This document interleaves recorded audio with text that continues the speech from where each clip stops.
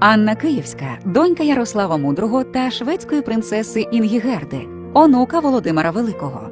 Ми не знаємо рік її народження, але відомо, що народилася Анна в Києві майже 1000 років тому, і дитинство її пройшло в Софії Київській. У 1050 році Анна стала дружиною короля Франції Генріха І та була коронована в Реймсі. В XI столітті монархи європейських країн мали за честь одружитися з київськими княжнами. 1052 року в Анни та Генріха народився син Філіп, а потім ще 3 дітей. Після смерті Генріха в 1060 році Анна стала першою королевою-регентом Франції і правила країною до повноліття свого сина. Згадки про її правління збереглися до наших часів у 26 документах. Ім'я Анни в списках свідків на офіційних документах демонструє впливову роль королеви в управлінні державою. Зокрема, 1063 року вона поставила підпис кирилицею на грамоті про заснування аббатства Суасон. Анна заснувала декілька аббатств, активно підтримувала церкву, вела переписку з папою римським. У 1060 році в Сан-Лісі, в 40 кілометрах від Парижа, вона заснувала аббатство святого Венсана. У документі від 1075 року Анна вказана в списку осіб, де її засвідчено як мати короля. Це її останній слід у документах королівства, що збереглися до наших днів. У Сан-Лісі пам'ять про королеву Франції витримала випробування часом. На знак вшанування постаті Анни Київської мешканці міста встановили їй пам'ятник біля входу до аббатства святого Венсана. Після Другої світової війни, коли у Європі опинилося чимало українців, греко-католиків, церква в Сан-Лісі отримала друге народження. Вона стала точкою тяжіння наших емігрантів. У часи незалежної України у 2005 році президент України Віктор Ющенко відкрив у Сан-Лісі пам'ятник королеві Анні, який Україна подарувала Франції на знак давньої дружби. Ініціатором ідеї, що історія Анни Київської в Сан-Лісі має стати наріжним каменем для сучасної історії України, виступили Вікторія Делінджер і Анна Кантер, співзасновники центру, а митрополит Борис Гудзяк, президент Українського католицького університету, якого у 2012 році призначили єпархом Української греко-католицької церкви в Парижі, підтримав цю ініціативу і став патроном центру. Так з'явився амбітний проект, мета якого – викупити історичну будівлю церкви в Сан-Лісі та створити там платформу українства.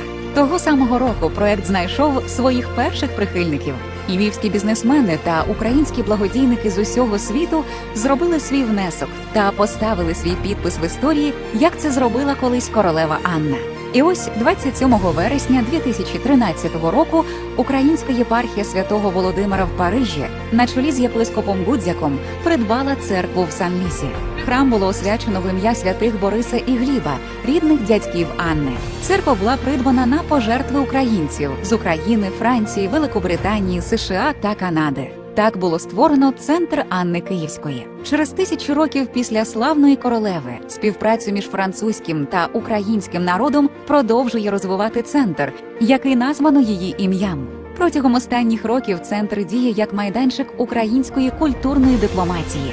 У центрі відбуваються концерти, виставки, втілюються освітні проекти для молоді, проходять історичні конференції, а також цикл заходів Днів Анни Київської, присвячений тисячолітнім французько-українським відносинам.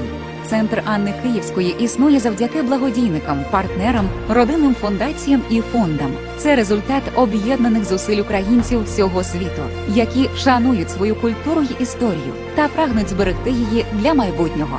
Окрему роль у розвитку центру зіграв і продовжує грати український бізнес. Для центру Анни Київської на кращих прикладах світового меценатства український бізнес плекає ідеї жертовності і розуміє, що його репутація є прямо пов'язана з репутацією України. Вони розуміють, що це довготривалий процес, і проект центру Анни Київської в Європі є важливою складовою того, якою будуть сприймати Україну у впливових колах Європи і світу. Ціль центру – плекати цінності, на яких будувалася Європа, і передати їх наступним поколінням. Центр є базою спільних зусиль багатьох людей, культури, бізнесу, політики, освіти, яким ми дякуємо від щирого серця.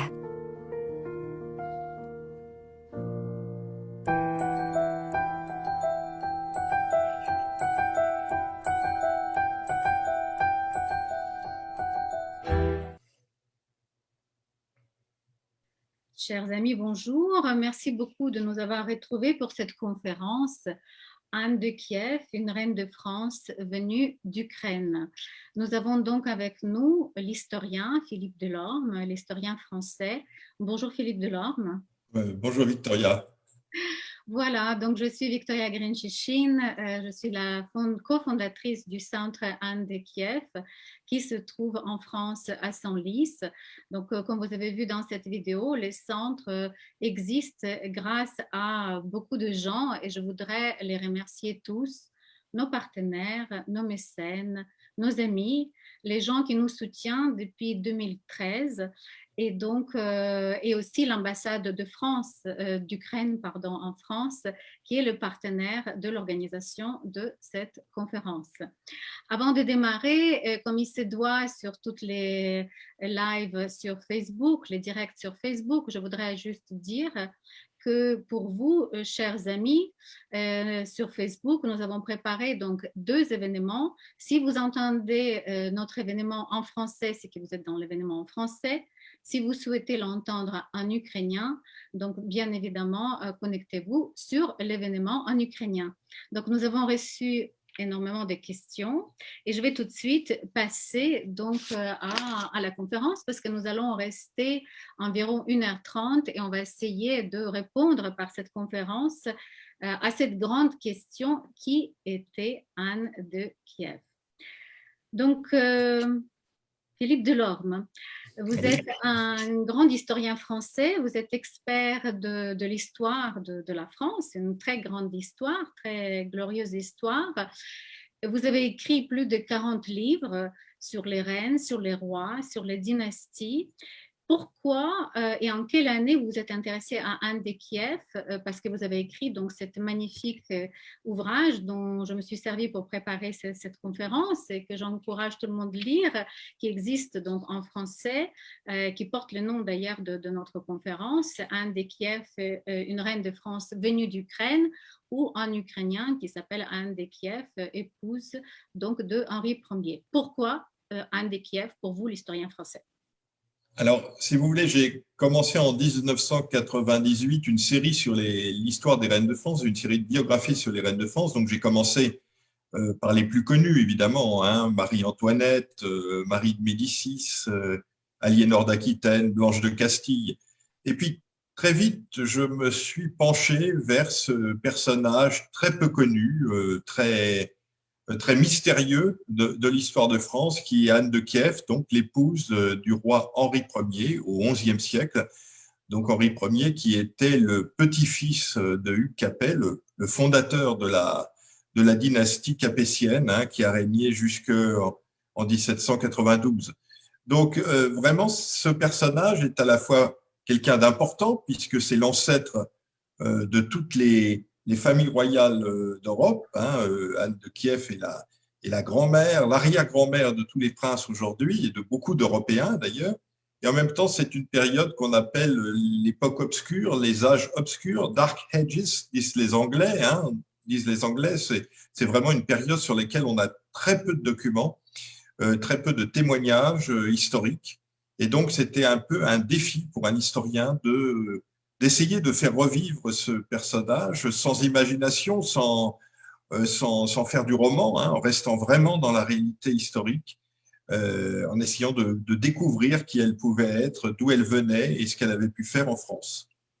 Justement, vous parlez de documents, Philippe Delorme. Donc, pour un historien qui écrit une vraie histoire, surtout celle qui s'est passée il y a 1000 ans, parce que c'est justement il y a 1000 ans pratiquement que cette reine a vécu, quelles sources avez-vous utilisées en France, en Ukraine, peut-être en Suède, parce que sa maman était suédoise, peut-être au Vatican, parce qu'elle a eu une correspondance avec le pape, peut-être dans d'autres pays européens, où justement on continue de recevoir des questions qui nous disent est-ce qu'elle était en contact avec ses frères, ses sœurs, partout en Europe. Alors, comme je vous disais, nous avons très, très, très peu de documents sur cette époque. Alors, au niveau de la Rousse, de la Ruthénie, j'expliquerai tout à l'heure la signification de ce nom de Ruthénie. Hein. On a finalement un document principal qu'on appelle la chronique de Nestor ou le récit des temps passés, qui est une chronique qui raconte les débuts de la dynastie Riourikide, c'est-à-dire la dynastie des grands princes qui ont régné à Kiev et dans les autres villes alentours. C'est une chronique qui est à la fois historique, mais en même temps en partie légendaire et qui ne donne pas beaucoup d'indications, en particulier sur Anne de Kiev, parce qu'on parle bien sûr de Yaroslav le sage, donc le père d'Anne de Kiev, de sa mère, Ingegerd, mais on ne donne pas à aucun moment dans cette chronique les noms, les prénoms des filles, par exemple, de Yaroslav. On sait que Anne avait probablement 2 sœurs, peut-être plus que 2 sœurs, mais au moins 2 sœurs, mais on n'a pas beaucoup plus d'informations au niveau donc du pays de départ. Et pourtant, on le reverra tout à l'heure, Yaroslav était un prince intellectuel, un prince lettré, qui a ouvert des écoles, qui a fait rédiger un code de justice, la Ruska Pravda, la vérité ruthène, mais on a très peu de documents, je dirais, purement historiques sur la vie de cet enfant avant son arrivée en France.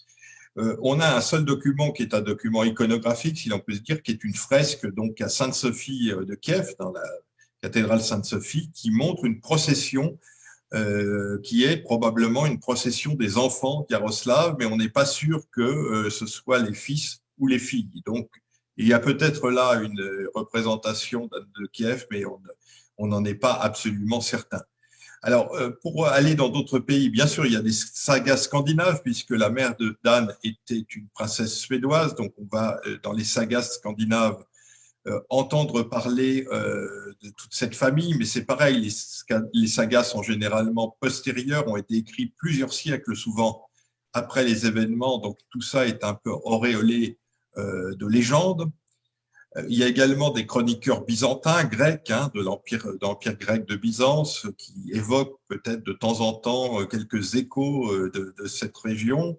Et puis alors en France, on a quelques éléments, mais quand même très très peu aussi. On a quelques chroniqueurs. Et puis surtout, le nom d'Anne de Kiev va apparaître dans un certain nombre de diplômes ou de chartes, c'est-à-dire de documents officiels qu'elle a signés où son nom apparaît. Souvent en faveur de monastères, voilà. Donc, on a finalement très très peu de choses, au point qu'on ne sait pas sa date de naissance. Elle est née entre 1022 et 1036, ça fait quand même une large parenthèse, probablement vers 1027, on n'en est pas absolument certain. Et on ne sait pas non plus, on en reparlera tout à l'heure, la date de son décès, aux alentours de 1075, mais on n'en est pas certain. Donc vraiment, on est obligé de faire... c'est un défi, c'est vraiment un défi pour un historien d'essayer de retrouver la piste de ce personnage complètement enfoui dans l'histoire. Justement, un défi pour un historien, et vous avez parlé des dates et donc de son lieu de naissance qui est Kiev, parce que c'est là où habitaient ses parents. Yaroslav, donc le grand roi de la Rus de Kiev ou de la Ruthénie, comme vous l'appelez dans votre livre, et Ingegerd, qui était une princesse suédoise. Justement, ce Kiev en l'an, imaginons 1027, voilà. Pour prendre une date, puisqu'on ne connaît pas sa date de naissance, c'est une ville d'un très grand pays, d'un empire.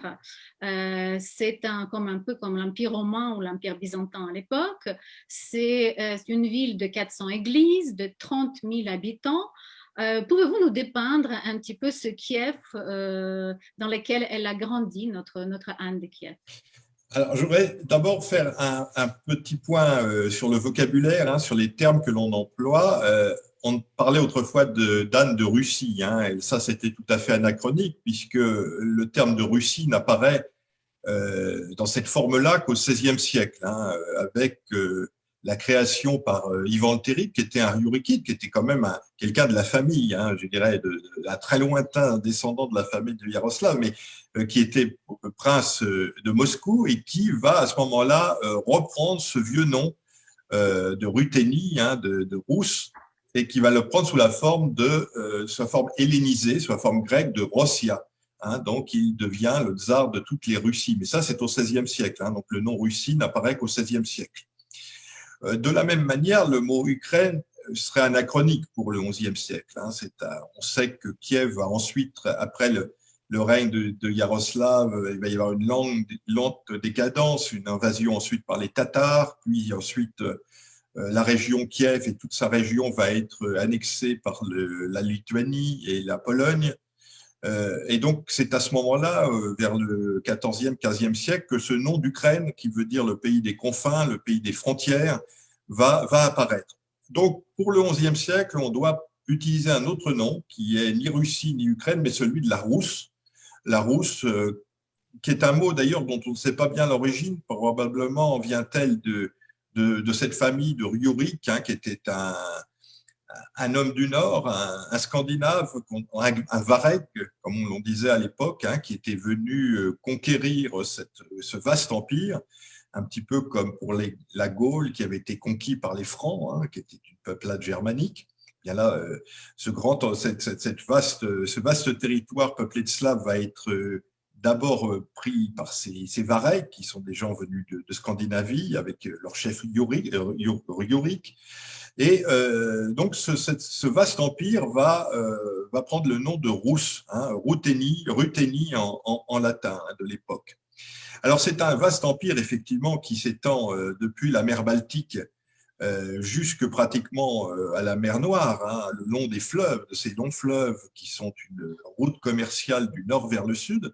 Et au milieu de ce long parcours, eh bien, on a cette ville qui devient la capitale de ce vaste empire. Alors, c'est un vaste empire, mais qui est partagé en petites principautés, hein, plus ou moins autonomes les unes par rapport aux autres, mais qui reconnaissent la primauté, la prééminence du grand prince de Kiev, hein, de Yaroslav.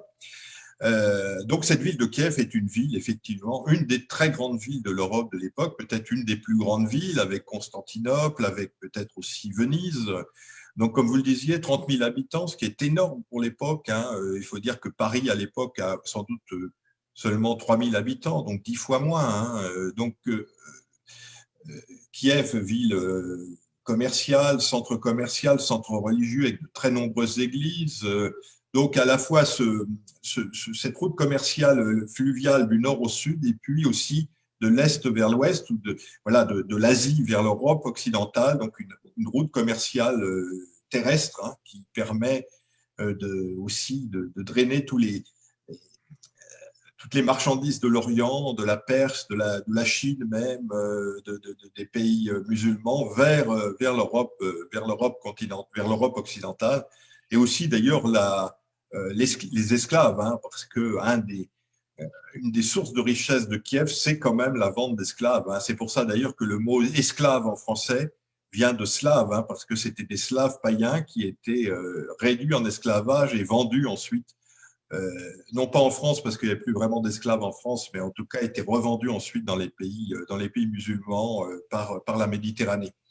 Donc on a un pays qui est extrêmement riche, qui est extrêmement prospère, qui est au confluent de plusieurs cultures, qui est d'ailleurs a adopté le christianisme, hein, à l'époque du grand-père d'Anne de Kiev, donc Vladimir le Grand, qui devient grec, qui prend la religion grecque orthodoxe, mais enfin la grecque, chrétien grec, de rite grec à l'époque. Hein.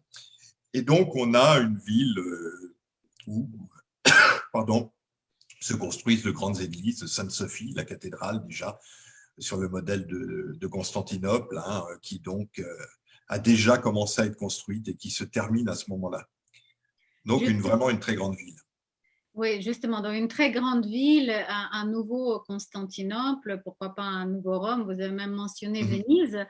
Et donc, on a énormément de questions d'auditeurs sur Facebook qui nous arrivent et je voudrais en commencer à les poser. Justement, nous avons une auditrice qui avait posé une question et ça va me permettre à formuler la prochaine question pour vous aussi également, Philippe. Delorme. Donc, Laïsa Voroniuk nous demande, est-ce qu'on peut dire que Anne de Kiev a été apparentée à des Habsbourg? J'espère que ma prononciation en français est bonne. Oui, Donc, bon. ma question était la suivante, en fait. Justement, vous parlez plusieurs fois dans votre livre, que vraiment je recommande à tout le monde de lire, parce que vraiment une bible de l'histoire de l'Ukraine vraiment et de France également. Donc, un très, très beau ouvrage qui se lit vraiment comme un roman, alors que c'est un ouvrage d'histoire qui, en plus, existe en ukrainien, a été traduit, très bien traduit. Pareil, il a eu même un prix de la traduction de l'ambassade de France. Donc, vous avez utilisé plusieurs fois le mot Europe, alors que l'histoire se passe il y a 1000 ans. Et est-ce qu'on peut dire, puisqu'on parle des Habsbourg, sa maman était suédoise, vous avez mentionné que la chrétienté venait seulement arriver en Ukraine, donc c'est le grand-père d'Anne, Vladimir, qui est devenu par la suite donc Saint Vladimir, un grand saint de l'Église de l'Orient, a apporté la chrétienté en Ukraine, ou en Rousse de Kiev, ou en Ruthénie. Olaf, le grand-père de son grand-père suédois, a apporté la chrétienté en Suède. Est-ce qu'on peut parler vraiment d'une famille européenne? Voilà. Bien sûr, et l'Europe avait déjà une réalité, je dirais peut-être plus que les nations qui se créent par la suite. Hein. On a vu tout à l'heure que Russie, Ukraine, tout ça, c'était quelque chose qui n'existait pas à l'époque. La France non plus, d'une certaine manière, n'était pas encore une réalité, je dirais, nationale comme elle est devenue. Elle s'est construite petit à petit au cours des siècles. Donc c'est vrai que, par contre, la notion d'Europe autour de la chrétienté, justement, hein, chrétienté qui n'était pas encore séparée à ce moment-là, hein, puisque le schisme de 1054, hein, donc on est quelques années avant la séparation de Rome et de Constantinople, hein, autour du rite grec et du rite latin. Donc on a encore une chrétienté unie. C'est pour ça d'ailleurs que Anne de Kiev va pouvoir épouser sans difficulté un prince d'Occident, un prince français, parce qu'il n'y a pas de différence religieuse à ce moment-là. Non, effectivement, la notion d'Europe est quelque chose qui est très, très fort. D'ailleurs,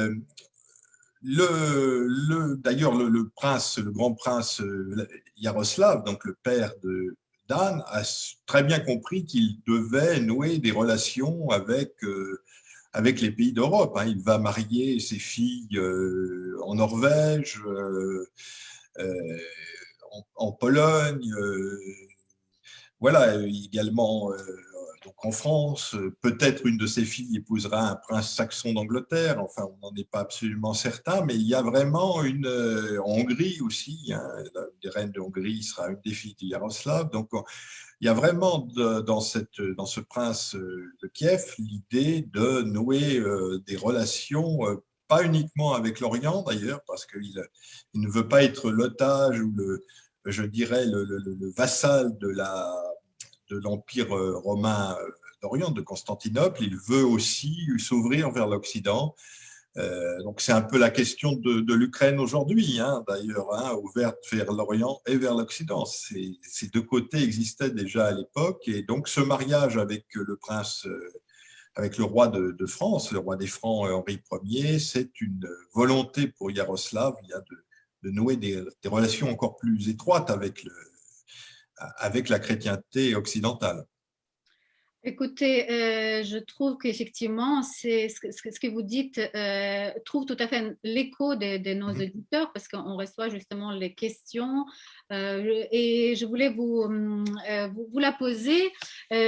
On parle d'il y a 1000 ans, même aujourd'hui, on parle du rôle des femmes dans la société, mais la question qui nous arrive justement, c'est quel était le rôle d'Ingigerd, si je prononce bien son nom, donc de cette princesse suédoise, Oui.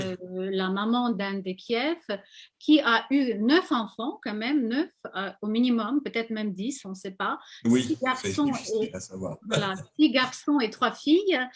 Et comme vous avez justement dit, à l'époque, on notait seulement les dates de naissance des garçons.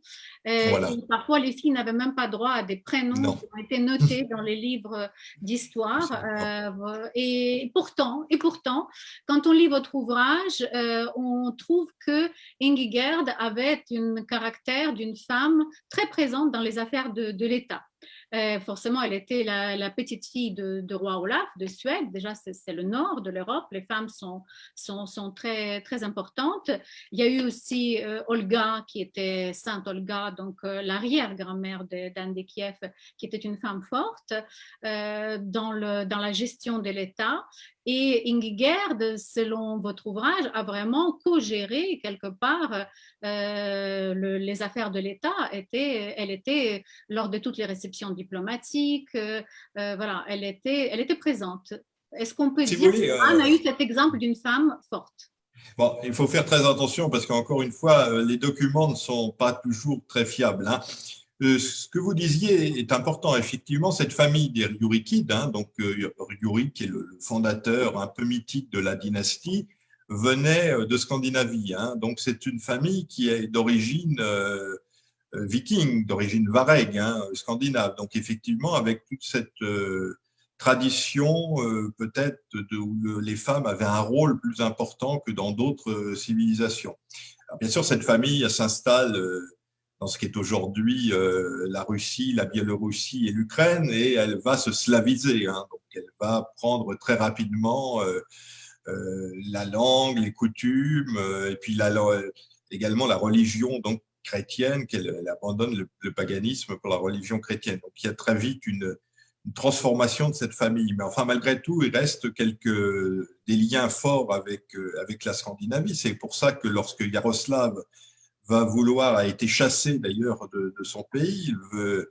Il retourne en Scandinavie où là, il va faire alliance avec le roi de Norvège, il épouse sa fille, hein, et c'est pour ça que sa fille Ingegerd sa femme Ingegerd va avoir tout de même un rôle important dans le règne parce que elle correspondait en quelque sorte à une alliance qu'il avait faite pour reconquérir le trône. Vous savez, tous ces princes étaient souvent entre frères et sœurs, entre cousins et oncles, à couteau tiré, et beaucoup de guerres familiales, hein, et donc elle va aider à reconquérir le trône de Kiev. Donc le problème, c'est qu'on a souvent beaucoup, comme je parlais tout à l'heure, des sagas, hein, des sagas nordiques, qui sont souvent postérieures, qui ont été écrites 2 ou 3 siècles plus tard, qui sont un peu des textes romancés, hein, qui représentent l'histoire d'une manière un peu romantique. Et alors là, effectivement, on insiste parfois un peu plus sur le rôle des personnages féminins comme Ingegerd.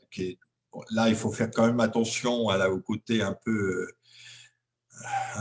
romancé de ces récits. Mais il est certain que cette femme a eu un rôle certainement, en tout cas dans l'éducation aussi de Justement, filles. j'allais vous poser la question. Les questions nous arrivent justement sur l'éducation parce qu'elle a eu donc 9 enfants et il fallait les éduquer, et y compris notre Anne de Kiev. Donc, on sait qu'elle savait lire, on sait qu'elle savait écrire.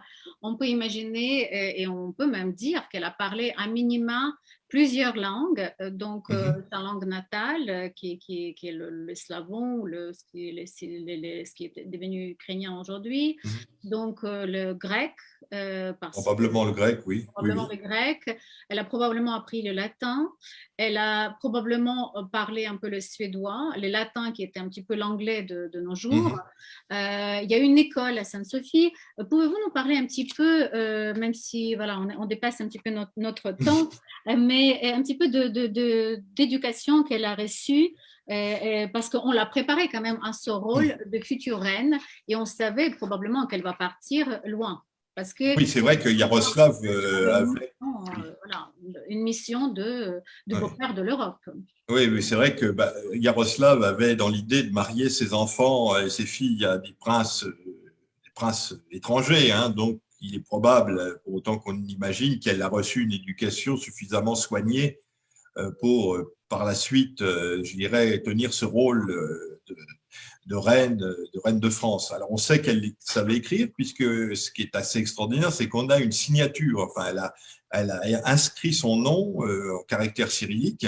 Donc, c'est une des premières inscriptions d'ailleurs en caractère cyrillique qu'on a dans l'histoire du monde, pas uniquement pour la France, voilà, qui date donc de 1061 probablement, ou 1063, on n'est pas très sûr, mais en tout cas, elle a signé Anna Reina, la reine Anne, en caractère cyrillique. Donc ça, c'est assez extraordinaire. Elle savait écrire, ce qui n'était pas absolument courant pour l'époque, surtout pour des filles. On sait que Yaroslav avait ouvert à Kiev des monastères et avec des scriptoriums, des bibliothèques, qu'il avait ouvert des écoles également où garçons et filles pouvaient apprendre, enfin pouvaient recevoir un enseignement. Donc on a certainement dans ce XIe siècle, qui était quand même un XIe siècle, quand même un siècle assez barbare dans l'ensemble. Je dirais que Kiev et la Rousse, la Ruthénie, étaient sans doute parmi les îlots intellectuels, les îlots de culture qui surnageaient dans une période qui était relativement barbare, on le voit, en tout cas pour l'Occident. Justement, vous parlez de l'Occident et de l'époque dans lesquelles il y a eu beaucoup de choix des religions. Même Vladimir le Grand a eu probablement à choisir entre les trois religions. Donc, il a choisi la monothéiste. C'est amusant d'ailleurs, parce que c'était un personnage, il est devenu saint, mais au départ, il n'était pas saint du tout. Il y a même un chroniqueur qui l'appelle l'immense et cruel fornicateur. Donc, il avait beaucoup de femmes et il faisait beaucoup de choses interdites. Et puis, il a fallu qu'il choisisse une religion. Alors, il a abandonné le paganisme qui était celui des Vikings. Alors, on lui a choisi. Alors, il y avait l'islam, c'était bien l'islam, parce qu'il aurait eu 70 vierges après sa mort au paradis. Enfin, il fallait être circoncis, il fallait ne pas manger de porc et surtout pas boire d'alcool. Alors ça, pas boire d'alcool, pour lui, c'était impossible. Donc, il a rejeté l'islam, il a rejeté le judaïsme également, un peu pour les mêmes raisons.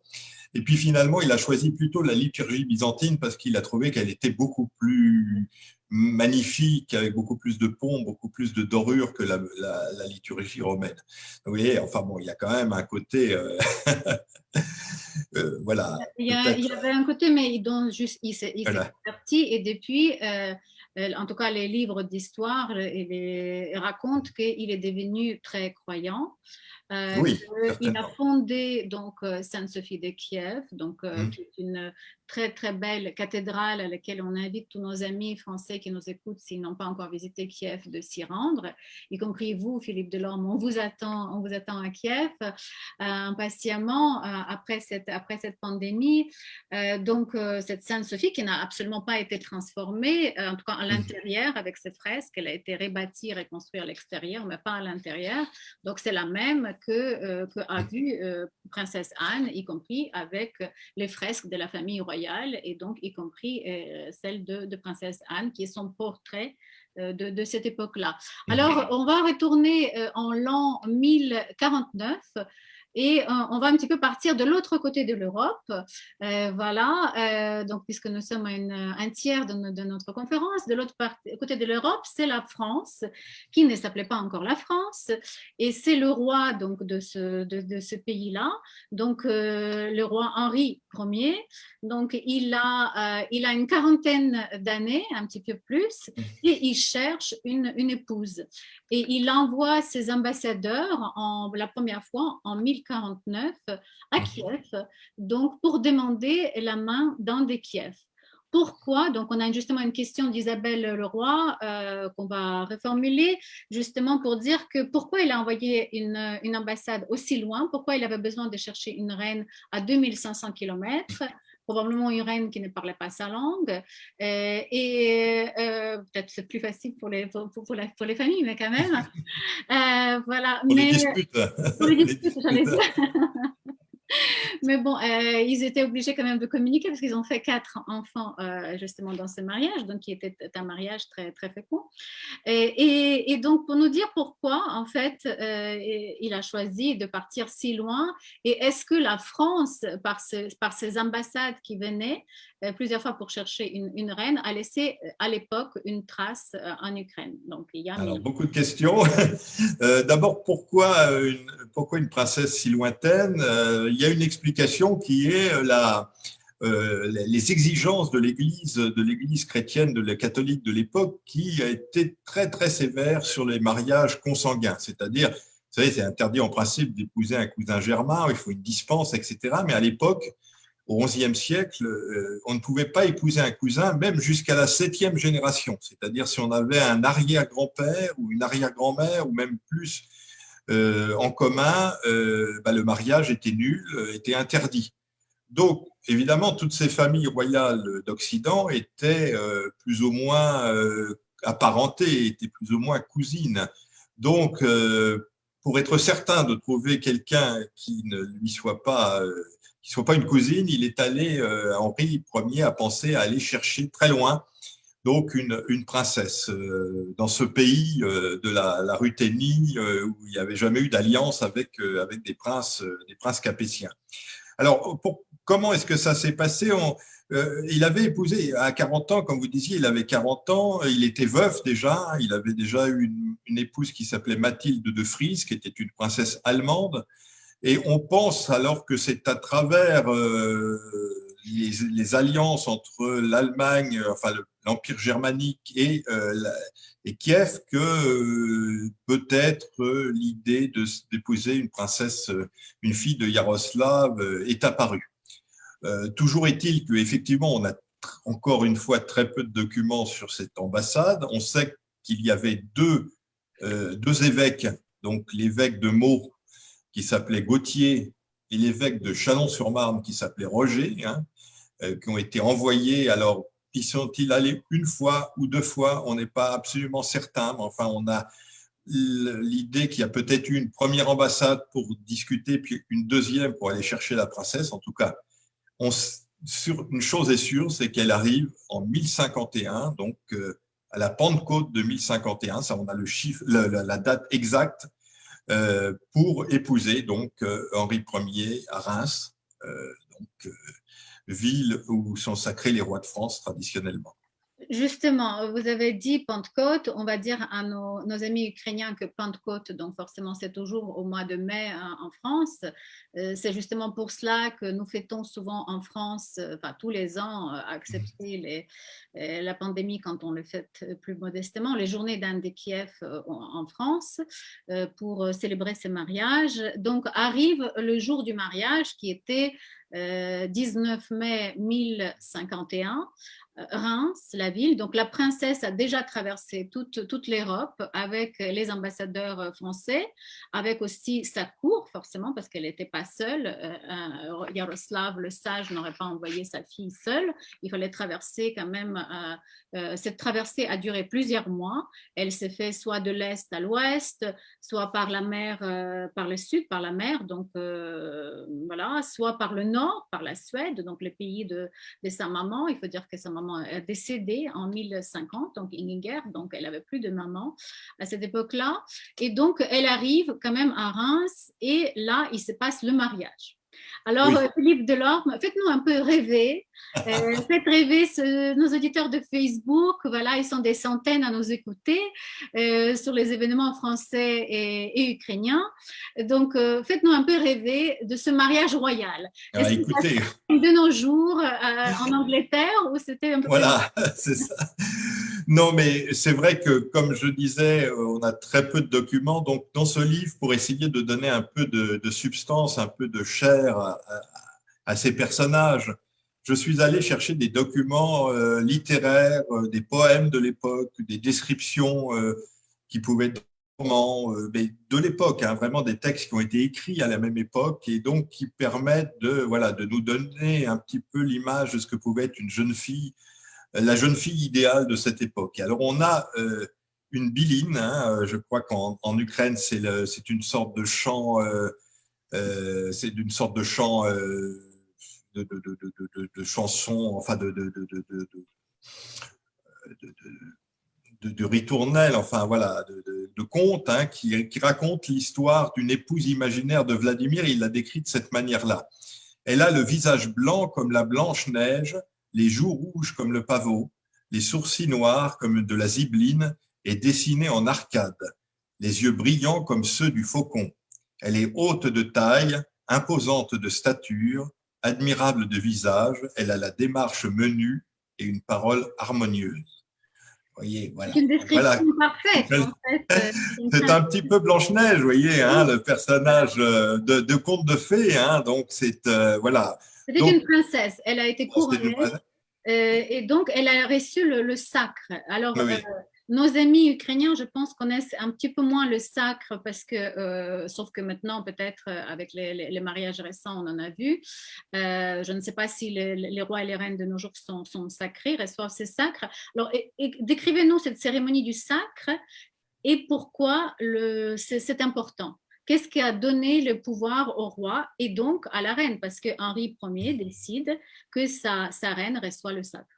Alors lui, Henri avait été sacré depuis très longtemps, puisqu'il était roi depuis déjà plusieurs dizaines d'années. Donc le sacre, c'est une sorte de couronnement, mais un couronnement qui est accompagné en plus d'un acte pratiquement religieux, hein, une onction, bien comme au moment de la confirmation dans la religion chrétienne, hein, où le jeune chrétien reçoit une huile sainte, voilà, qui lui donne qui le fait entrer dans un état un nouvel état religieux. Et bien le sacre donnait au roi une espèce de, ça ne devenait pas un évêque, mais ça devenait une sorte de personnage, en tout cas presque religieux, sacré, hein, au sens fort du terme. Donc la reine n'avait pas de nécessité d'être sacrée. Je pense que Henri a voulu, en la faisant couronner et sacrée, et en recevant cette onction d'huile sainte, lui donner une importance plus grande à côté de lui. Hein. Lui était âgé déjà et il avait besoin d'héritiers, il avait besoin que la reine lui donne des héritiers mâles, ce qu'elle va faire d'ailleurs. Hein. Et donc, il a voulu d'entrer dès le mariage, lui apporter, je dirais, lui conférer une importance sans doute qui… Peut-être il a prévu un petit peu, comme vous dites, le fait qu'il ne sera pas éternel. Oui, c'est possible. Il est très âgé, sa femme précédente a été morte, son enfant aussi d'ailleurs. Et donc, il a peut-être anticipé qu'elle va devenir régente et le fait qu'elle soit sacrée, ça l'aidera parce qu'à l'époque, justement, le fait que c'est une reine qui a reçu le sacre, sa décision est sacrée et on doit l'écouter. Et donc, on verra par la suite d'ailleurs elle va régner d'une façon participée à un parlement de l'époque ou au gouvernement de l'époque, justement, donc la Curia Regis, pour justement prendre des décisions importantes. En tout cas, il était un homme prévoyant. Voilà, il avait plus de 20 ans qu'elle et donc elle a justement reçu cette bénédiction divine. D'ailleurs, je voudrais m'adresser à nos écouteurs de Facebook qui nous écoutent sur les deux événements, ukrainiens et français. Merci beaucoup. Donc, on essaye d'intégrer vos questions. Je les reçois tous. Je les reçois tous de nos équipes. Donc, on les pose à Philippe. Donc, attendez, restez avec nous, ne partez pas. Continuez à poser vos questions, justement, et au fur et à mesure, on va donc suivre vos questions et surtout répondre à vos questions. Alors, justement, on a vu cette belle cérémonie qui a eu lieu à Reims, donc dans une cathédrale qui n'a pas eu la forme de la cathédrale actuelle, mais qui était déjà magnifique parce que c'était une cathédrale royale. D'ailleurs, Henri était né à Reims, donc c'est pour cela certainement que le roi de France, Reims, c'était une ville très particulière pour les sacres, en tout cas pour cette époque-là. C'est la ville où avait été baptisé Clovis, hein, vous savez, le premier roi au 5e siècle, donc avait, on ne peut pas dire roi de France à l'époque, mais en tout cas le premier roi voilà, qui n'avait pas été sacré ni couronné, mais en tout cas baptisé, qui avait accepté la religion catholique. Et donc, c'était une ville qui avait une importance considérable et qui a eu une importance considérable jusqu'à la fin de la royauté en France. Hein. Mais peut-être simplement faudrait replacer un petit peu les choses dans leur perspective et dans leur importance. Hein. C'est vrai que la France, à l'époque, comme vous disiez, la France n'existait pas. On a un émiettement extraordinaire de ce territoire, qui est le territoire de la France actuelle, le roi de France, proprement dit, ne gouverne qu'un tout petit territoire autour de Paris, hein, un territoire qui va de Compiègne au nord à Orléans au sud, donc une centaine de kilomètres, 150 kilomètres maximum. Donc c'est un roi qui a très peu de pouvoir, qui est entouré, alors vous parliez de la Curia Regis, mais la Curia Regis, c'était quelques chevaliers, quelques conseillers hein, qui entouraient le roi, hein, et un roi qui circulait en permanence d'un château à l'autre pour vivre presque comme un paysan. Hein. Donc on a vraiment, il faut quand même replacer les choses dans leur contexte et voir que nous ne sommes pas, ce n'est pas la cour de Versailles, hein, ce n'est pas la France à l'époque, c'est quelque chose de très modeste. Hein. Le roi de France, c'est un personnage qui a très peu de pouvoir et très peu d'autorité. Et pourtant, Philippe Delorme, vous dites dans votre livre que la France, c'était 6 millions d'habitants. Oui. Donc, c'est déjà un grand pays. Oui, mais 6 millions d'habitants qui n'étaient pas sous la conduite directe du roi. Hein, Oui, il y avait un émiettement féodal. Des guerres permanentes, voilà. Les grands seigneurs se faisaient la Bourgogne. guerre et c'était très instable en fait. Ouais. Voilà, il y avait la Bourgogne, il y avait l'Aquitaine, il y avait la Bretagne, la Normandie, tout ça, c'était des États presque indépendants qui reconnaissaient plus ou moins le roi de France comme un supérieur, mais qui ne lui obéissaient pas directement. Oui, Hein. oui, tout à fait. Alors, on va un petit peu légèrement s'éloigner du sujet, mais on reviendra tout à l'heure quand on va parler de Curia Regis et de rôle qui a été donné à Anne de Kiev à l'époque, à une femme, donc, quand même. C'est de parler, puisque nous sommes encore à Reims, c'est de mentionner quand même rapidement l'évangéliaire de Reims. Mm-hmm. Donc, ces textes sacrés qui se trouvent aujourd'hui toujours à la bibliothèque de Carnegie, qu'on ne peut pas, bien sûr, qu'on ne peut pas on ne peut pas voir physiquement parce que c'est un texte très fragile. Il y en a une partie du XIe siècle en vieux slavon. Que pouvez-vous nous dire, vous, Philippe, sur cet évangéliaire, sur les différentes, votre version, voilà.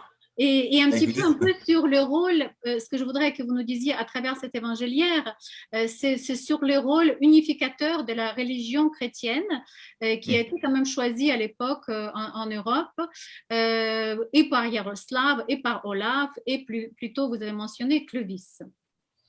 Oui, c'est certain que le christianisme va être le grand ferment d'unité de l'Europe. Hein, qui va un peu se partager, qui va un peu se fendre avec le schisme de 1054, hein, lorsque Constantinople va se séparer de Rome. Hein, et là, il va y avoir deux églises qui vont devenir un petit peu, et même beaucoup, ennemis ou adversaires. Mais enfin, jusque-là, on a en tout cas un même christianisme. Ensuite, il y aura la réforme protestante. Ça sera encore une autre rupture. Mais pour le moment, c'est la tunique sans couture hein, du Christ. La tunique sans couture, dans les évangiles, on parle de la tunique du Christ qui n'avait pas été, au moment de la crucifixion, qui n'avait pas été déchirée. Hein, et donc là, n'est pas encore déchirée.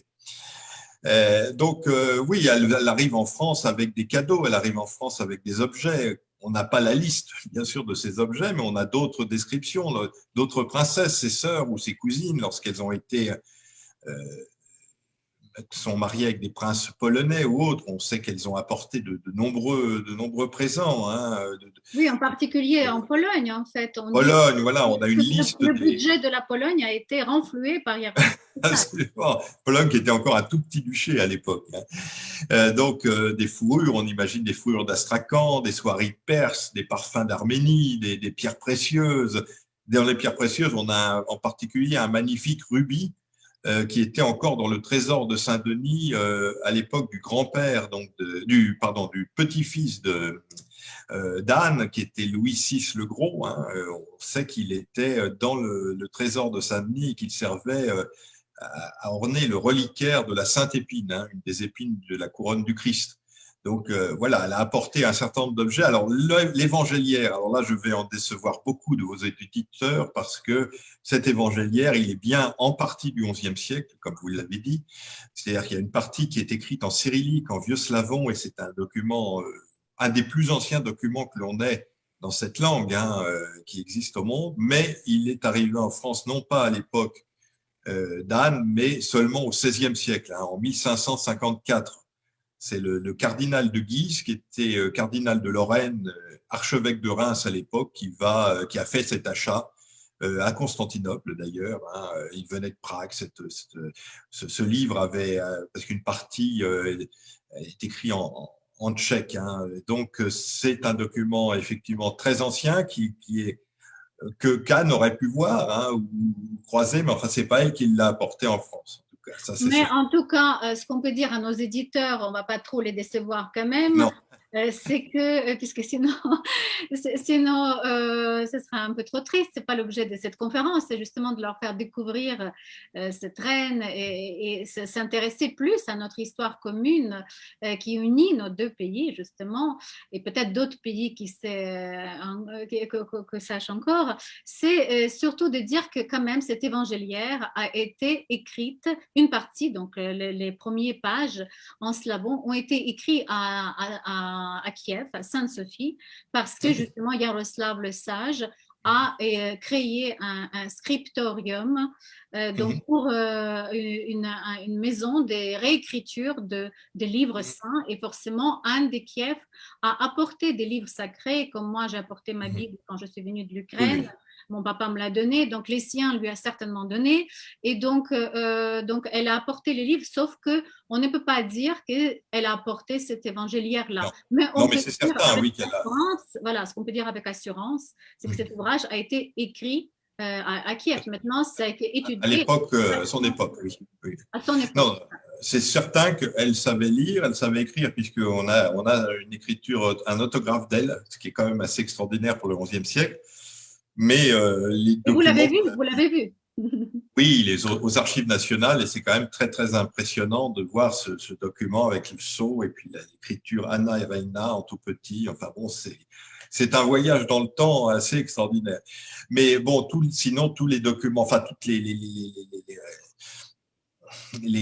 manuscrits qu'elle a pu apporter ont disparu. Peut-être on en retrouvera un jour, hein, mais pour le moment, en tout cas, c'est une période très ancienne. Il y a eu beaucoup de révolutions, beaucoup de guerres depuis, et on a perdu beaucoup de choses, hélas. Mais on n'a pas perdu tout, parce que justement Henri Ier a été mentionné, si je ne me trompe pas, dans le 60 actes donc, de son époque, donc le roi de France, Henri Ier, même si la France n'était pas la France comme on s'imagine, pas aussi bien organisée. C'était, comme vous avez dit, si on la regardait de haut de l'avion, on verra exclusivement les forêts, toute petite Oui. ville. Vous avez dit Paris, 10 fois plus petit que Kiev, donc peut-être juste 3000 habitants, donc c'est une toute petite ville. C'était uniquement l'île de la Cité, hein. Vous savez, l'île de la Cité aujourd'hui était pratiquement… aussi, donc Senlis, justement, où nous sommes, c'est en train de Kiev, où elle a fondé cette abbaye qu'on peut voir, même si elle a été transformée plusieurs fois par 10 siècles, mais elle l'a fondée.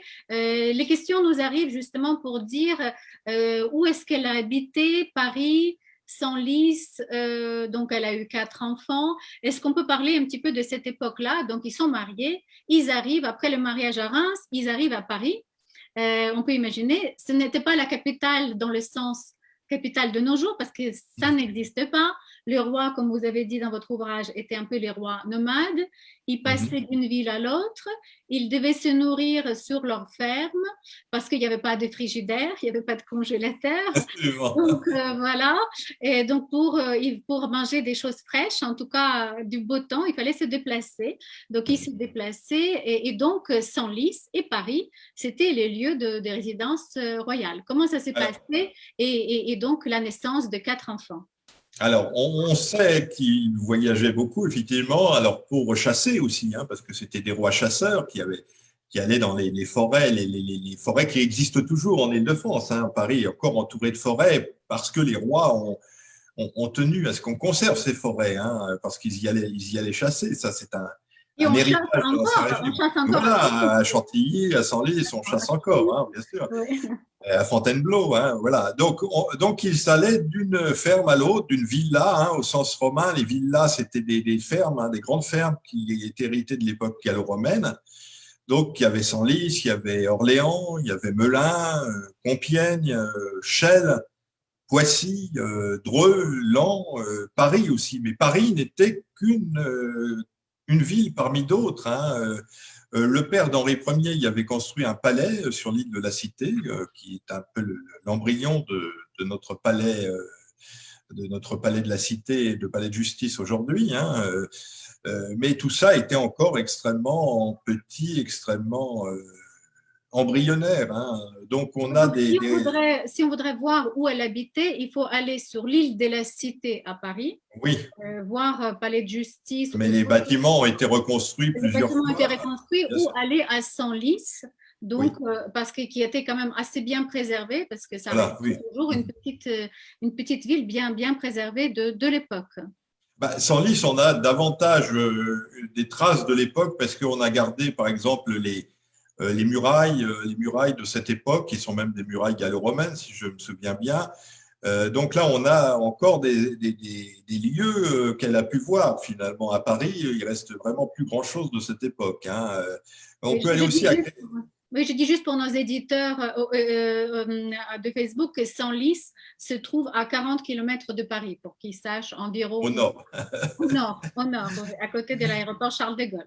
Voilà. Donc, on peut aller aussi à Crépy-en-Valois, qui est aussi au nord de Paris, à peut-être, je sais pas, 50-60 kilomètres au nord de Paris, qui est de la ville où elle va vivre ensuite avec son deuxième mari, donc Raoul de Valois, on en reparlera tout à l'heure, qui a gardé aussi des vieilles murailles, un certain nombre de restes du château fort de l'époque.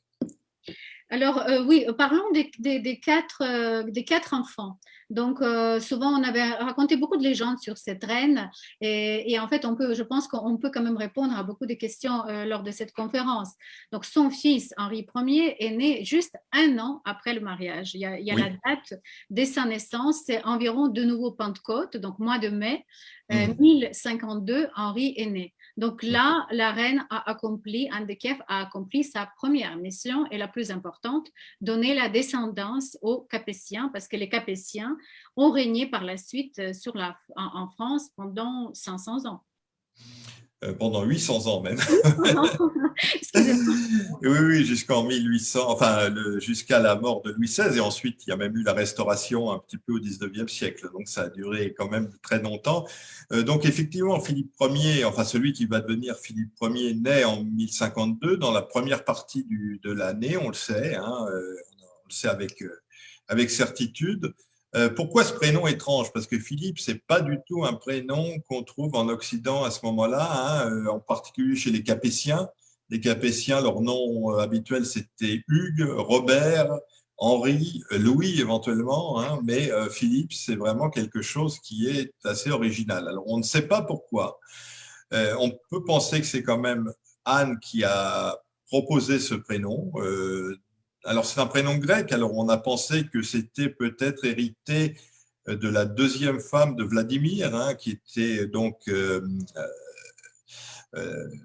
qui avait Anne, qui s'appelait nommée Anne aussi, Anne Porphyrogénète, hein, qui était donc la fille d'un empereur, d'un basileus de Constantinople, qui avait épousé Vladimir en deuxième noces, qui n'était pas la grand-mère d'Anne, hein, mais qui était la grand-mère par alliance en quelque sorte. Alors Mais peut-être. c'était une alliance importante parce que la chrétienté Oui. est arrivée par cette alliance-là. Absolument. Donc, est-ce que c'est cette grand-mère? On n'en est pas sûr parce que le prénom de Philippe n'était pas tellement courant non plus à Constantinople à ce moment-là. Alors, moi, il y a une hypothèse que je fais, c'est quand elle est entrée en France, elle est passée par l'Allemagne et elle est passée peut-être à côté de Worms en Allemagne, donc où il y avait un ermitage, un pèlerinage, un certain Philippe de Zell, qui était un saint qui était mort donc dans un ermitage là en Allemagne, et qu'on venait prier pour avoir des enfants, hein, pour être féconde, pour donner une descendance. Donc, qu'est-ce qu'elle a fait un vœu de donner à son premier fils le prénom de Philippe? Je ne sais pas. Voilà, Écoutez, c'est on ne le saura jamais, en tout cas. Jamais, mais on peut dire que sa mère était très féconde, elle a eu 9 enfants. Donc, c'est Oui, que Anne de Kiev était inquiète pour avoir des enfants parce qu'elle a grandi dans une famille où on peut imaginer avec beaucoup justement de ses frères et sœurs. Et on reçoit énormément de questions aussi sur ses sœurs parce qu'elle en a eu plusieurs qui sont aussi été mariées à plusieurs rois de l'Europe. Donc, Hongrie, Norvège. Est-ce qu'on peut imaginer qu'elle a eu des relations quelconques quelconque avec ses sœurs? Est-ce qu'on peut, à l'époque, avoir des relations? Est-ce qu'on se déplace? On sait qu'on se déplace à Rome, on se déplace à Jérusalem.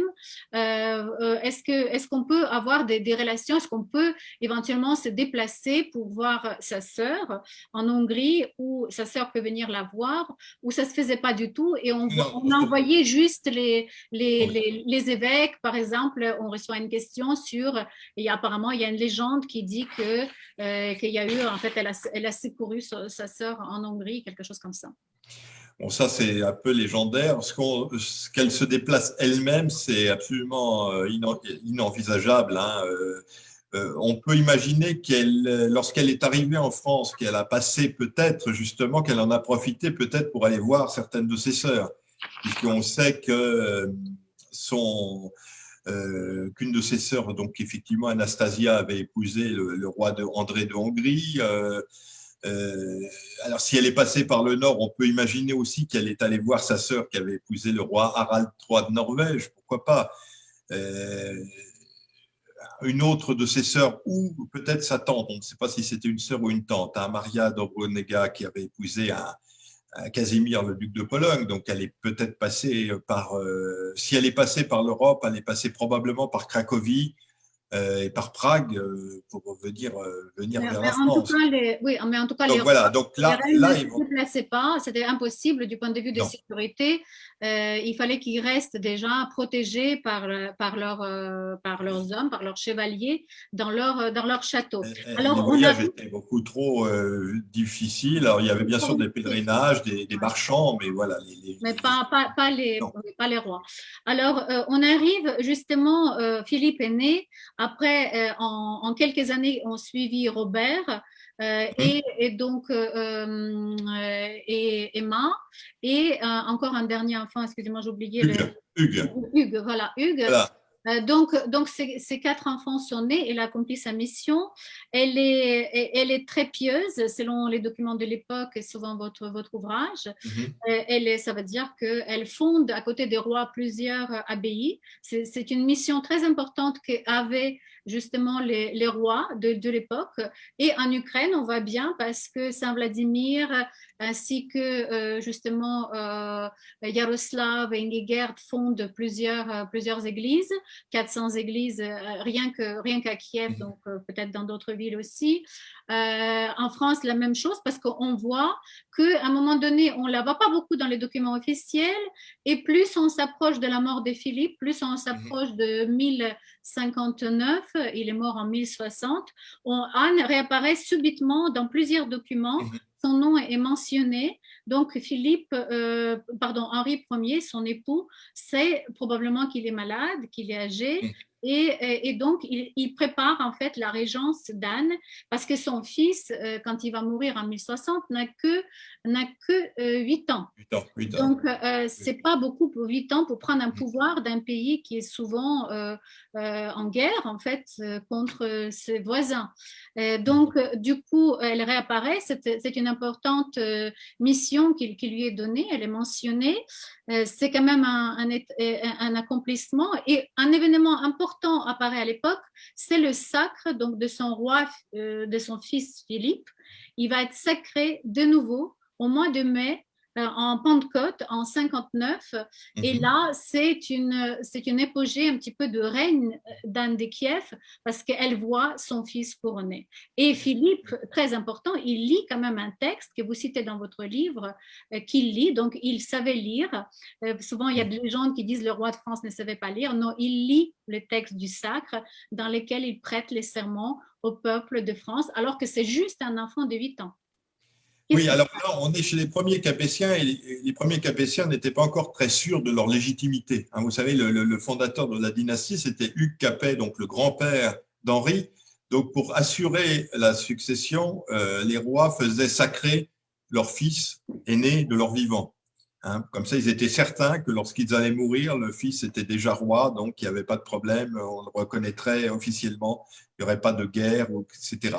Donc effectivement, on imagine qu'en 1059, donc Henri, qui va bientôt avoir une cinquantaine d'années, doit se sentir malade. Effectivement, on voit apparaître beaucoup plus la reine dans les documents officiels à partir de ce moment-là, Donc, ça veut dire qu'il l'associe davantage à l'autorité. Apparemment, elle a un rôle plus important au sein de la cour royale. Et puis, effectivement, le couronnement de Philippe montre que, voilà, déjà, Henri prépare son départ. Il faut savoir qu'à l'époque, un homme de 50 ans, c'était déjà un homme qui était déjà âgé, surtout pour un prince qui chassait, qui avait une vie quand même pas nécessairement très, je dirais, très saine, hein, qui mangeait beaucoup, Oui, oui, oui, justement, oui, faisait oui, des guerres, voilà. Justement, on va parler un petit peu d'âge et on va arriver malheureusement à une période beaucoup plus, comment dire, triste, un événement triste qui s'est produit au royaume, même deux événements tristes.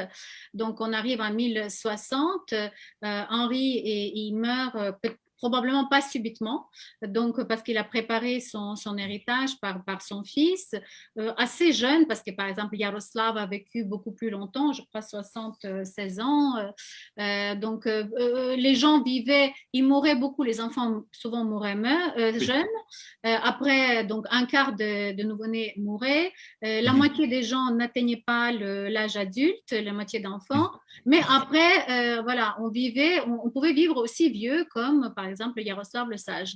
Mais Philippe meurt en 1060, donc premier événement triste dans la vie d'Anne de Kiev, et à peu près au même moment, elle perd son fils Robert, donc son deuxième fils.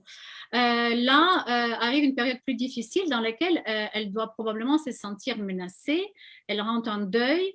Elle fonde l'abbaye Saint-Vincent. Justement, on a beaucoup de questions sur le fait que pourquoi et qu'est-ce que ça veut dire et pourquoi à Senlis. Saint-Vincent à Senlis, pourquoi elle choisit Senlis pour fonder une abbaye. Qu'est-ce qui se passe? Est-ce que sa vie était menacée? Parce que ça va nous amener à la suite de son histoire, son remariage avec le comte de Valois, un Raoul de Crépy. Alors, sa vie menacée, on ne peut pas le savoir et probablement pas. En tout cas, lorsque son mari meurt, elle va être investie, non pas du terme, on ne parlait pas de régent à l'époque, hein, le terme n'existait pas, mais en tout cas, en tant que mère du roi, elle va, et en plus, elle a été, comme on l'a dit tout à l'heure, couronnée et sacrée, donc elle a un rôle pratiquement, d'ailleurs, il y a un des diplômes, une des chartes qui parle de nos rois, Philippe et Anne, et sa mère Anne. Donc elle est vraiment considérée comme roi, plus que comme reine. Hein. Vraiment, elle est comme un co-roi, elle est roi avec son fils en quelque sorte. Hein. Donc elle a vraiment un rôle directement de souverain pendant quelques temps, quelques mois, quelques années, on ne sait pas exactement. À côté, il y a un autre tuteur qui est Baudouin de Flandre, qui est le beau-frère d'Henri Ier, qui avait épousé sa sœur Adèle, donc qui lui aussi est un peu le soutien armé, parce qu'il fallait que le jeune prince ait aussi une épée à sa disposition, hein, un prince qui le soutienne militairement. Non, la reine, je pense, va jouer ce rôle. Alors, pourquoi est-ce qu'elle va épouser voilà, alors là, c'est un mystère. Quelle est la raison de son remariage assez rapide, puisque elle va l'épouser probablement un an ou deux après la mort d'Henri Ier. Donc, elle épouse ce Raoul de Valois, donc le Crépy, comte de Valois, qui n'est pas un homme jeune. Hein, donc, c'est pas, je dirais, c'est pas un amour romantique. Hein, c'est un homme qui a à peu près le même âge que son défunt mari, qui est un grand seigneur, un peu guerrier, assez batailleur et violent. Alors, est-ce qu'elle a été séduite par justement ce côté d'un grand seigneur batailleur qui pouvait la défendre, qui pouvait la protéger, hein, peut-être effectivement, c'est elle était encore jeune, Philippe. Oui, donc elle n'épouse pas un homme qui est d'une très grande jeunesse. Hein, il a à peu près aussi une vingtaine d'années de plus qu'elle, comme était son mari. Donc c'est pas. Il était un cousin de roi. C'est ensemble qu'ils ont siégé au Curia Regis. Donc ils se connaissent depuis des années. Et oui, c'est un des grands. Imaginez qu'ils ont créé une relation de confiance, d'amitié. Probablement, oui. Et donc, elle ne voulait pas rester seule. Il faut dire qu'effectivement, le remariage n'était pas condamné à l'époque parce que son grand-père était remarié, son père était remarié. Donc c'était pas quelque chose. Son mari, d'ailleurs, était remarié après d'être devenue veuve. Donc, elle est complètement dans la loi, elle, quand elle se remarie. Oui, elle, oui, mais pas Par lui. contre, pas le comte, voilà, Pas pas le lui. comte de Raoul de Crépy, de comte de Valois. Non, non, parce qu'en fait, lui est déjà marié et il va répudier son épouse légitime. Donc, il la renvoie sans beaucoup de ménagement. Donc, son épouse, dont on ne sait pas d'ailleurs le prénom exactement, va se plaindre auprès de l'archevêque de Reims et puis ensuite auprès du pape Alexandre II, hein, donc qui envoie une lettre pour essayer de comprendre la situation. Alors, on ne sait pas bien ce qui s'est passé. Mais Est-ce que… oui, on sait que c'est une affaire qui dure pas très longtemps parce qu'ils Non. réapparaissent tous les deux très vite dans les Oui, documents de donc il y a un moment ou un autre où ça va voilà, à un s'arranger. moment Alors, donné, voilà, ils ont dit OK. Ce qui posait problème, c'est que c'est une reine qui épousait les vassals de son fils. oui, Donc, ça pouvait être un problème, mais en même temps, c'était bon, ben, voilà, c'était une reine un peu moderne qui épouse un homme qui n'a pas son oui, rang. Voilà. mais elle a, oui, pas tout à fait son rang, mais enfin, elle a perdu du coup un petit peu sa place de reine. Hein. D'ailleurs, dans les diplômes, après, on dit la mère du roi. Hein. On lui donne plus Oui, vraiment ce voilà. titre de Est-ce que reine comme c'est une avant. très belle place, en tout cas dans l'histoire d'être la mère du roi. Alors, C'est déjà ça, bien sûr. plutôt que la reine. Mais vous avez dit un très beau, c'est pour la première fois que j'entends parler de cette expression parlant d'Anne de Kiev, c'est qu'elle était co-roi. Donc, effectivement, sa place était très, très haute. Ah oui, il y a un diplôme, il y a une charte où il dit. Tant que son mari était vivant.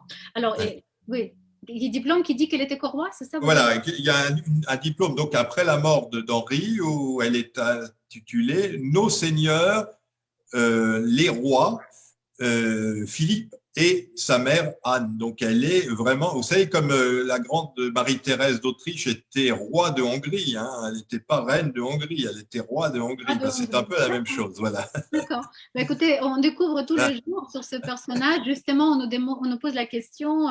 Et Stéphane Denikos qui nous envoie la question pour nous demander est-ce qu'on peut poursuivre cette recherche? Est-ce qu'on peut trouver encore des documents sur elle? Est-ce que les documents peuvent se trouver encore quelque part maintenant avec, en tout cas, les études génétiques, etc. Mais là, il nous reste qu'un quart d'heure, donc on va essayer d'accomplir notre mission, d'aller jusqu'au bout. Voilà, donc en tout cas, la reine, elle est toujours là. Elle a été très importante tout au long de son séjour en France. Elle a eu donc 4 enfants. On sait que malheureusement, le 10e était mort. Philippe, il a régné pendant 47 ans, ce qui est une des plus longues règnes en France. C'était un bon roi, visiblement très bien éduqué, très chrétien. D'ailleurs, il respecte beaucoup sa maman, la reine, parce qu'il la mentionne énormément dans plusieurs diplômes par la suite. Vous le dites d'ailleurs dans votre ouvrage. À un moment donné, quand elle décide de fonder Saint-Vincent, il accorde les pouvoirs très importants à Saint-Vincent. Il y rajoute aussi les biens de Anne qui sont en quelque part non imposés, si je comprends bien, si je parle dans les Oui, langues oui. de nos jours, parce que c'était très important. Les richesses, comme vous dites d'ailleurs, c'est à l'époque, c'était pas tellement l'or, c'est pas tellement Non, l'argent, non. c'était beaucoup la terre, parce que c'est avec la Oui. terre qu'on vit. Et d'ailleurs, aujourd'hui, si on parle à nos auditeurs ukrainiennes, ils peuvent aussi se retrouver dans cette thématique-là, parce qu'actuellement, en Ukraine, on est en train de parler de la privatisation de terre, et on voit que c'est la question numéro 1 après la guerre, forcément, qui se passe en Ukraine, très important. La terre, c'est ça qui nourrissait toujours les gens. À l'époque, il y a 1000 ans.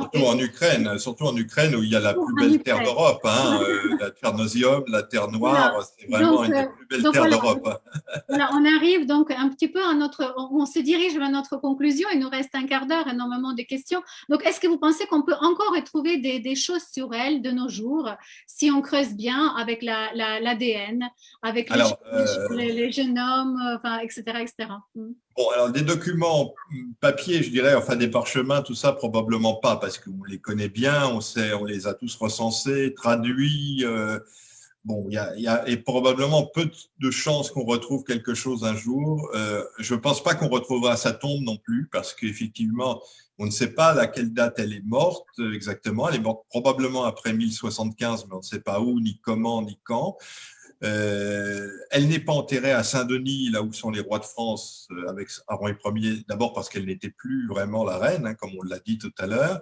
Elle n'est pas non plus à Saint-Benoît-sur-Loire. Alors, j'encourage nos auditeurs à aller à Saint-Benoît-sur-Loire, qui est un endroit magnifique d'ailleurs à côté d'Orléans, hein, sur la Loire, où il y a une abbaye, et dans cette abbaye, il y a le tombeau de Philippe Ier, hein, donc le fils d'Anne de Kiev, avec son corps est encore là, hein, ses cendres, ses restes sont encore là, parce que c'est une des seules tombes royales qui n'a pas été profanée, qui n'a pas été détruite à la Révolution. Donc, si on veut avoir un petit quelque chose d'Anne de Kiev, on peut toujours aller se recueillir sur la tombe de son fils à Saint-Benoît-sur-Loire. Alors, a-t-elle été enterrée à Senlis? Peut-être, parce que elle y a passé sans doute les dernières années de sa vie. Il y avait un palais royal qu'elle aimait beaucoup. Les moines de Senlis ont fait une messe qu'on appelait un obit, c'est une messe mortuaire, hein, tous les ans pour son anniversaire de sa mort, le 5 septembre jusqu'à la Révolution.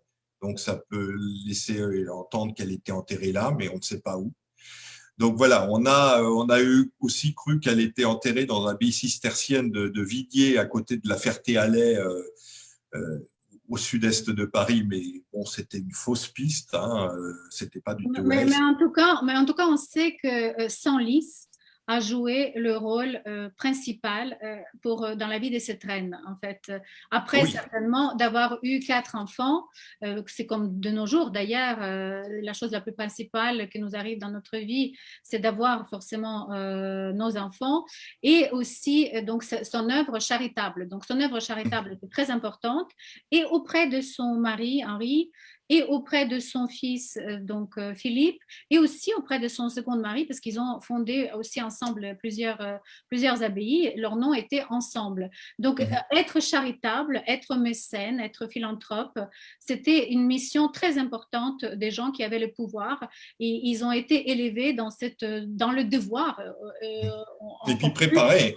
Et on les préparait. Et donc, en fait, ce que je Oui. trouvais magnifique dans votre livre, vraiment, j'encourage les gens de lire, quand c'est la lettre dans laquelle qu'elle a probablement dicté, pas forcément écrit, la page 223 en français en tout cas, dans laquelle elle laisse son explication pourquoi elle a fondé Saint-Vincent, absolument splendide à lire, très, très long, donc on ne peut pas se permettre de le lire lors d'une conférence, mais elle donne en fait son explication. Alors cette lettre, elle se trouve où, Philippe?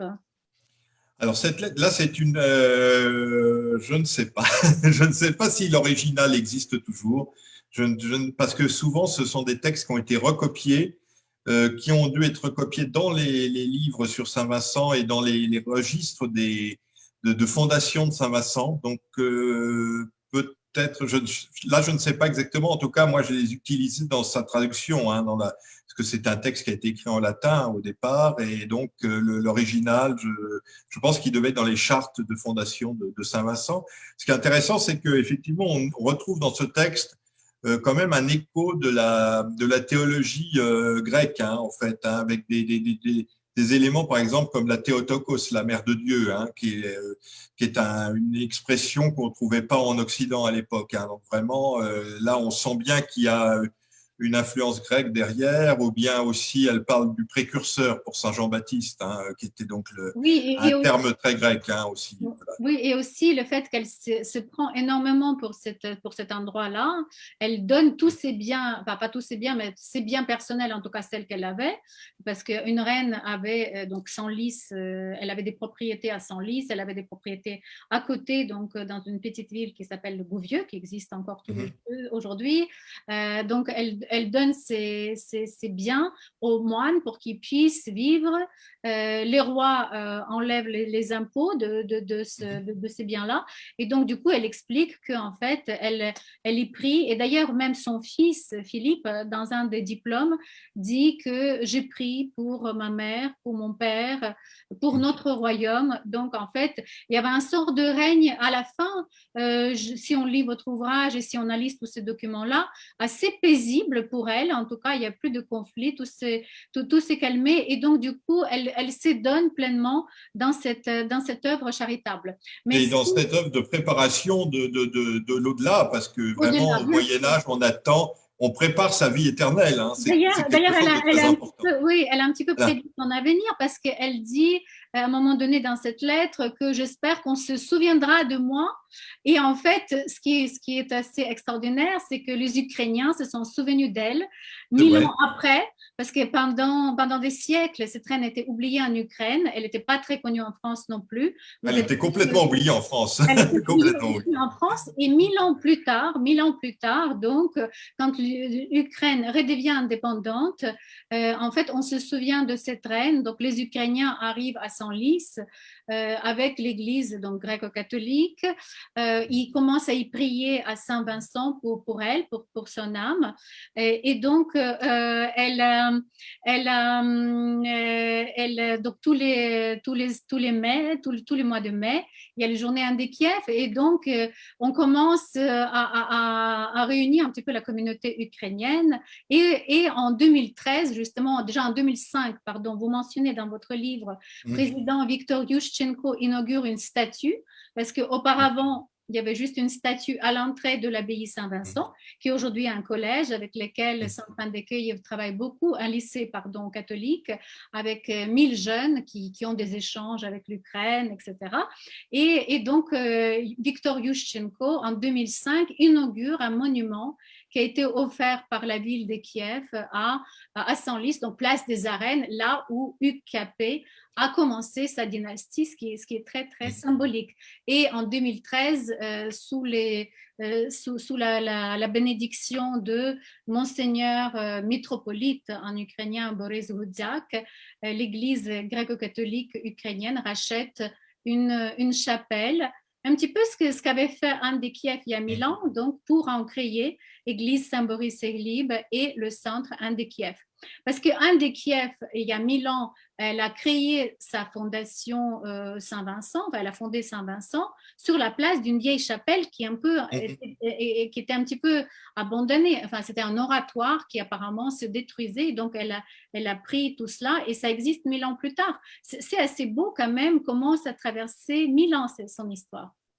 Je dirais que c'est un personnage qui incarne l'histoire de l'Europe. Et moi, si j'avais un vœu à faire, c'est que Anne de Kiev devienne plutôt un ferment de réconciliation, de fraternité entre les peuples d'Europe et en particulier les peuples slaves orientaux, hein, qui, au lieu de se déchirer, devraient se retrouver autour de cette aïeule commune, hein, dont le royaume voilà, s'étendait de la Baltique à la mer Noire et qui, voilà, il faut un peu transcender, je dirais, les querelles d'aujourd'hui et peut-être trouver dans l'histoire des leçons pour pacifier notre aujourd'hui un peu guerrier, parfois trop. Oui, oui, oui. En fait, notre aujourd'hui un petit peu rassemble. Plus on lit votre ouvrage, plus on se dit que finalement l'histoire n'a pas énormément changé. On est toujours Non. malheureusement en train les humains se font toujours la guerre. Il y a toujours des conflits dans les familles, entre les peuples, dans les pays. Et donc, et heureusement qu'il y a des moments un peu pacificateurs, voilà, qui peuvent exister entre nous. Alors, je ne sais pas s'il y a encore des derniers messages que vous avez à transmettre à nos auditeurs. Il nous reste encore quelques minutes. J'avais encore d'autres questions sur sa signature, sur est-ce qu'on peut continuer à chercher sa tombe, par exemple. Monsieur Ivanou, s'il me pose la question. Non, je crois, enfin écoutez, je ne sais pas. En tout cas, on parlait d'ADN tout à l'heure. Ce qui est intéressant, c'est que je crois qu'à Kiev, on a les restes de Yaroslav. Hein. On a retrouvé dans sa tombe des ossements qui ont permis d'ailleurs de reconstituer son visage, enfin de manière un peu rapide peut-être. Enfin, donc là, je pense qu'on pourrait faire des analyses ADN peut-être sur sur les ossements de Yaroslav. Est-ce qu'on a ceux d'Ingegerd? Je ne sais pas, parce que je crois que dans cette tombe, il y a aussi des ossements féminins. Donc peut-être qu'il y aurait quelque chose à faire et peut-être comparer avec justement, comme je disais tout à l'heure, les restes de Philippe Ier hein, qu'on a conservés et qui sont à Saint-Benoît-sur-Loire. Et donc là, on pourrait avoir peut-être une filiation, retrouver un peu l'ADN de… Mais quant à trouver elle-même Anne de Kiev, ça, je pense que ça sera difficile parce que, sauf si on tombait sur à Senlis, peut-être en faisant des fouilles, peut-être, pourquoi pas, on peut D'ailleurs, rêver. on n'a jamais fait des vraies fouilles à ce sujet-là à Senlis. Nous sommes rentrés il y a quelques années dans les catacombes de l'abbaye Saint-Vincent. Donc, juste pour nos auditeurs, j'explique que Senlis est une ville qui a 2000 ans d'histoire. Donc, c'est une ancienne ville romaine dans laquelle donc Anne de Kiev avait ses propriétés et elle a fondé donc l'abbaye Saint-Vincent sur laquelle nous, Centre Anne de Kiev, on travaille depuis 7 ans. Et donc, effectivement, ces catacombes lient notre centre, Anne de Kiev et l'église de Saint-Boris-et-Libre. Il nous lie à Saint-Vincent, donc, qui était donc, tout reste sur les terres d'Anne de Kiev. Et donc, on n'a jamais fait des vraies recherches. Et c'est un vrai travail un petit peu qui continue, un petit peu comme avec votre livre qui fait renaître cette reine pour nous, pour les Français, pour les Ukrainiens, pour les Européens. On compte bien que cet ouvrage prochainement va être traduit en anglais. Donc, on fait appel à nos auditeurs en Angleterre, au Canada et aux États-Unis. S'ils ont des idées, qu'ils nous les envoient surtout au centre d'Anne de Kiev. Et donc, on peut éventuellement continuer à chercher.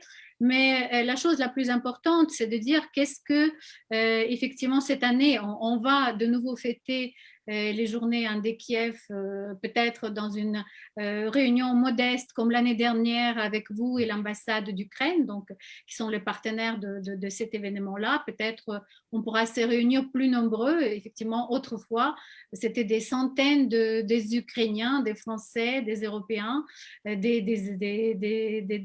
Canadiens, des Américains qui arrivaient pour cette journée pour célébrer la reine, mais pas que la reine, pour célébrer effectivement cette union, parce qu'il y a beaucoup plus de choses qui nous lient les uns aux autres, comme il y a 1000 ans, donc comme ce mariage.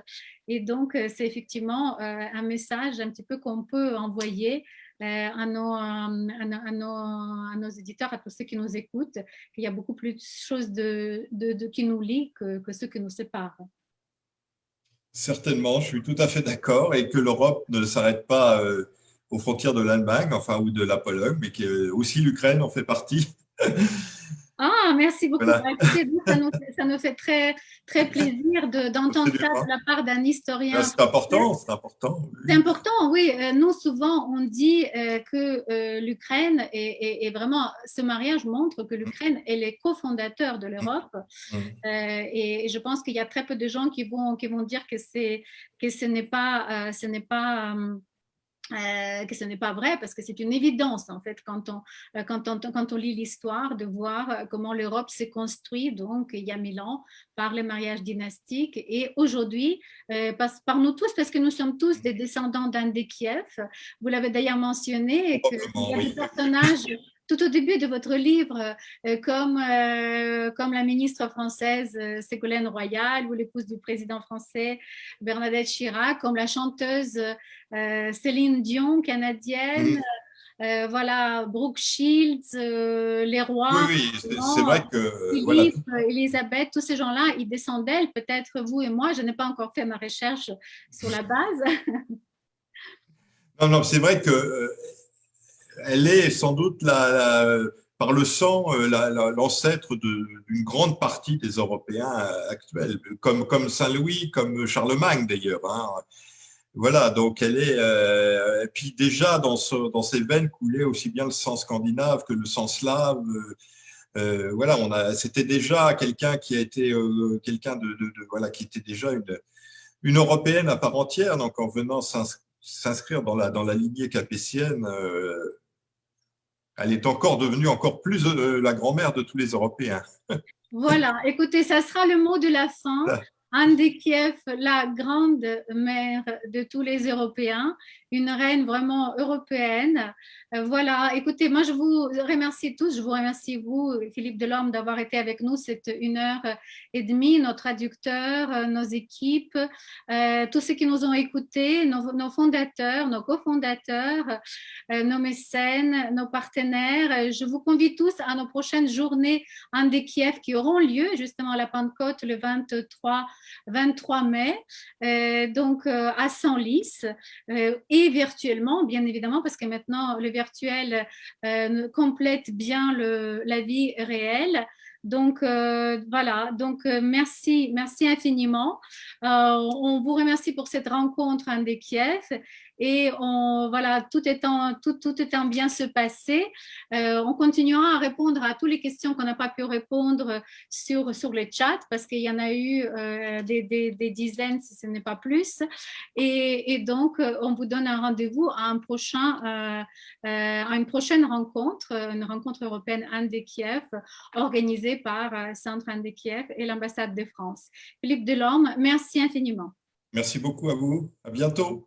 À bientôt. Merci beaucoup. Дякуємо, що ви були з нами. Merci beaucoup. Merci. Merci.